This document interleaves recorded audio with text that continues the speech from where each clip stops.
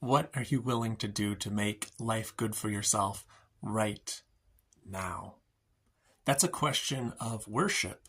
And we see this played out really clear in the life of Gideon. Gideon, one of the great heroes of the Old Testament. We first find him cowering in a wine press, and God raises him up and says, strike a blow for me. And Gideon does. And afterwards he builds an altar to Yahweh, to the God of Israel, and worships him. And things look like they're going spectacularly. He's got the right who to worship. He's worshiping in the right way. But it's not entirely clear he's worshiping for the right reasons.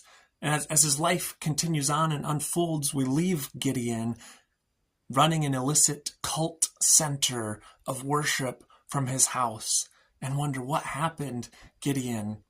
And I wonder if the issue with Gideon was he had the wrong why for worshiping. See, he worships Yahweh at the beginning when God calls him because he needs to. He has no hope, no chance to carry out what God has called him to unless he worships. And so he says, I worship you, God. Give me what I need now. Give me what I want now. And boy, that is a question to wrestle with again and again. What are you willing to do for what you want?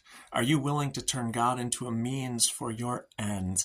I want this, so I will come and worship. And the story of Gideon is a good warning to us that God isn't very interested in being treated as a means to an end. God desires you to delight in him. God says the why of worship is your delight in me, not your desire for me to give you something.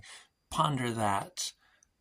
It's important to have the right who, but also the right why when it comes to worship.